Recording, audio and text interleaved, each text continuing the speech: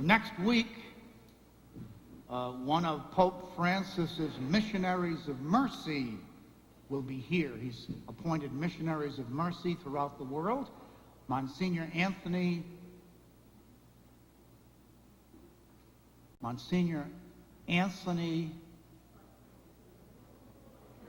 Frontiero. He's from New Hampshire, and don't tell him I forgot his last name. Right. I have to introduce him next week. Anthony Frontiero, missionary of mercy. I'd like you to open to the scriptures, 966. Would you do that? I want to just show you something that's been very helpful to me. Let's look at St. Paul's letter to the Galatians. When he uses, it comes out in the English translation, flesh. Flesh. The word in Greek is sarx, S-A-R-X. And it's translated for us as flesh. And it can cause real heresy here, really can, because when we think of flesh, we think of the body, the human body. And we say that the Word became flesh. That the Word of the Father became Jesus. He took upon himself our human nature. And so the body is good, absolutely good. We believe in the resurrection of the body. It's wonderful to be made in the image of likeness of God, and it's wonderful to be human.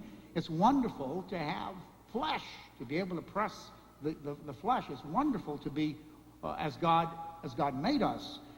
See, Plato, the Greek philosopher, he taught, and it's still going on, that the body was bad, and that the spirit was imprisoned in this body. And wouldn't it be wonderful if we could get out of this body and the spirit could be liberated? That is pure heresy, just the opposite of the good news of salvation. And so when Paul says sarx, he's talking about human nature without God, human nature not under God. And I think, from what I've been reading now, the best English word instead of flesh would be ego. Does everybody know what an ego is? An ego, an egotistical person. Ego means self-centered, selfish, arrogant, proud. It means someone who just asserts themselves. It's all about me, see? Ego. So if you look at this now, he's talking about freedom.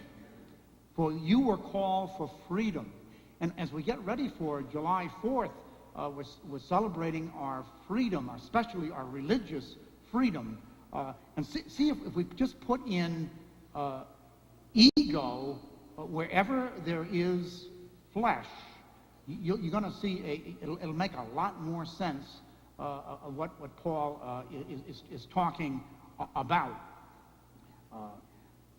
For you are called for freedom, brothers and sisters, but do not use this freedom as an opportunity for the ego.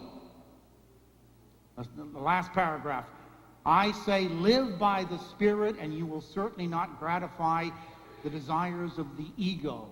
For the ego has desires against the Spirit, and the Spirit against the ego. These are opposed to each other. See if that helps. Every time he uses the word, it comes out flesh, put ego, it'll be a lot closer to what Paul was writing. Now, bigotry, prejudice, hatred. The Samaritans wouldn't welcome Jesus, the Son of God, the Son of Mary, the Messiah, the Savior of the world. He was not welcomed in Samaria. Why not? Well, they were related, the Jews and the Samaritans, by blood. In 622 before Christ, the Assyrians came in and invaded Israel, and part of the Jewish people intermarried with these Assyrians and gave up their faith, and they became known as Samaritans. They accepted only the first 5 books of the Bible, the Hebrew Bible, the Torah. They had their own temple. They would not go to Jerusalem. And so this great animosity, bigotry arose, and they didn't like each other. They didn't associate with each other. And so Jesus was on the receiving end in the gospel this morning. They didn't want him in their territory.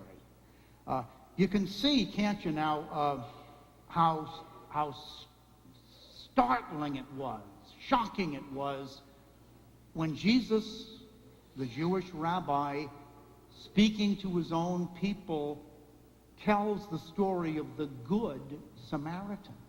Imagine what his audience must have thought and felt. Someone's half dead, and the priest, on his way to the temple, the Jewish priest, doesn't want to get any blood on him, so he passes by. And then the Levite, the temple worker, does the same thing. And then who's the hero?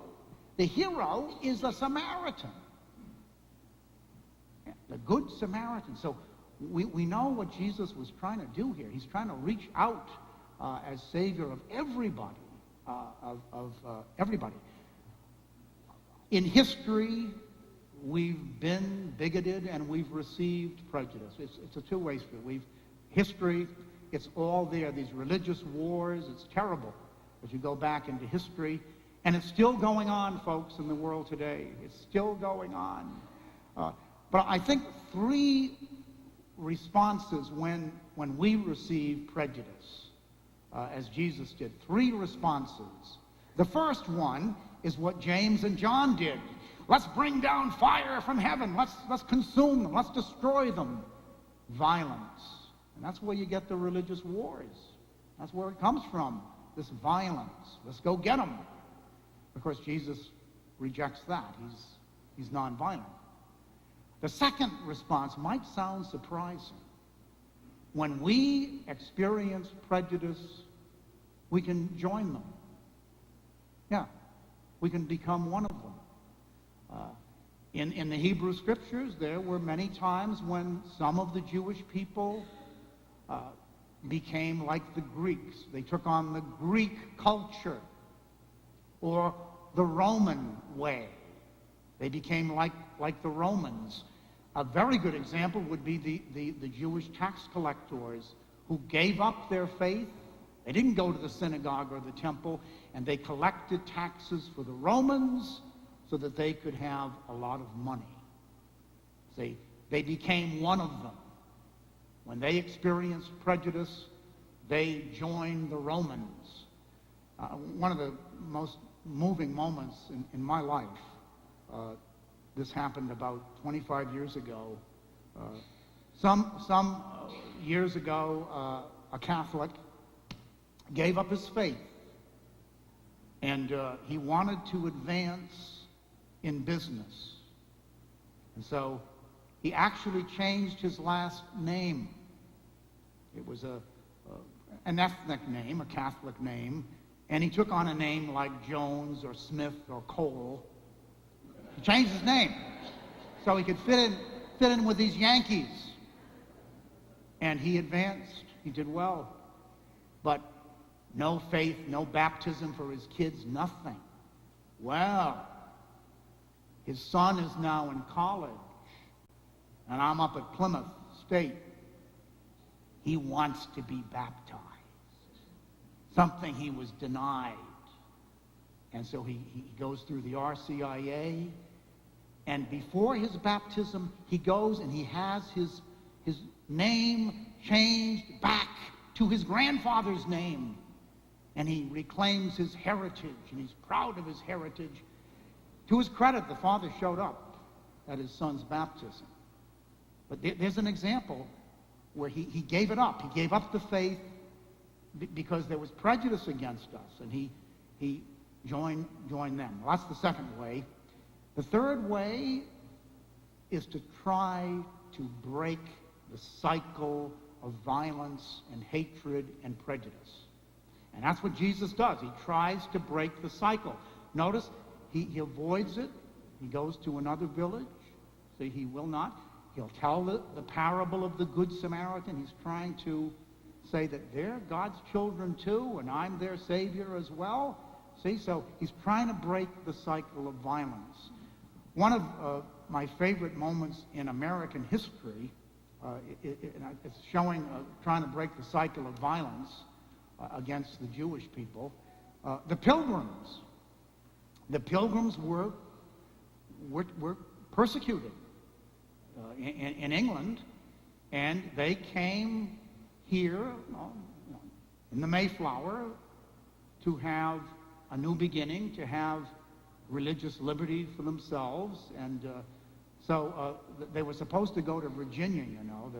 They were supposed to be at Virginia Beach, and it was December, and there was a storm, and they ended up on Cape Cod in December, and half of them died. It was awful.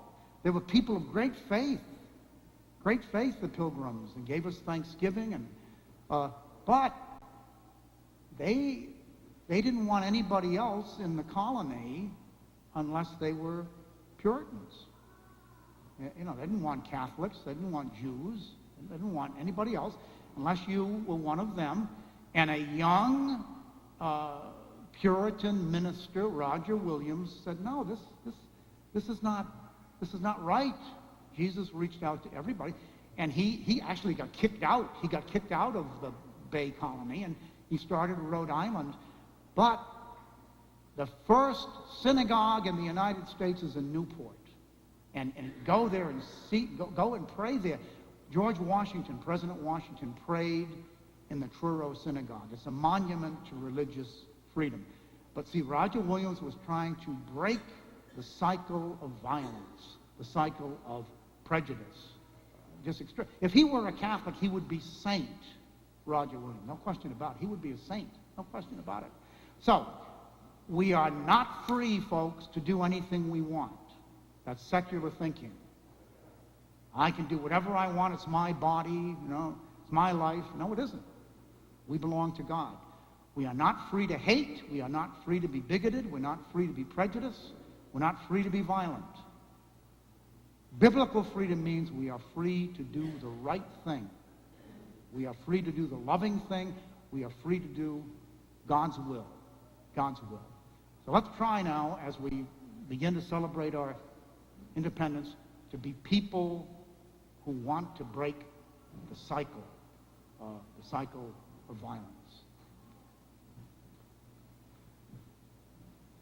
Okay.